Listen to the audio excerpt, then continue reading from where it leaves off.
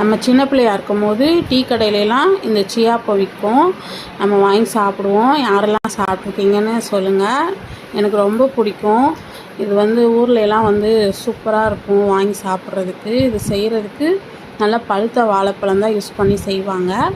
நான் நல்ல பெரிய நேந்திரம்பழம் 2 நல்லா கனிஞ்சது இருந்துச்சு. அதை சேர்த்துட்டு ஒரு 3/4 கப் அளவுக்கு சர்க்கரை சேர்த்துட்டு ஒரு 400 கிராம் அளவுக்கு மைதா மாவு இருந்துச்சு. அதையும் எடுத்து இதில் சேர்த்துட்டு ஒரு 1/2 டீஸ்பூன் அளவுக்கு உப்பு, ஒரு பிஞ்ச் அளவுக்கு சோடா மாவு சேர்த்துட்டு நல்லா கலந்து விடுங்க.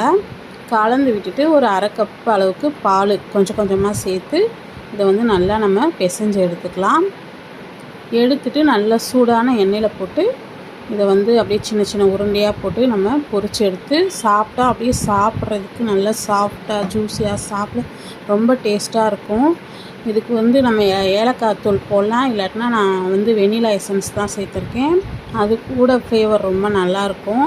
அப்படியே இந்த வாழைப்பழத்தோட வாசனையோட இந்த சியாப்போ நல்லா சாஃப்டாக மெத்துன்னு சாப்பிட ரொம்ப அருமையாக இருக்கும். நீங்களும் செஞ்சு பாருங்கள். உங்களுக்கும் இந்த சியாப்போ ரொம்ப பிடிக்குமான்னு சொல்லுங்கள். எங்கள் ஊர் சைடு இதை சியாப்போன்னு தான் சொல்லுவாங்க. உங்கள் ஊர் சைடு என்ன சொல்லுவாங்கன்னு கமெண்ட் பண்ணுங்கள். பிடிச்சிருந்தா லைக் பண்ணி ஃபாலோ பண்ணிக்கோங்க. சப்ஸ்கிரைப் பண்ணுங்கள். தேங்க்யூ.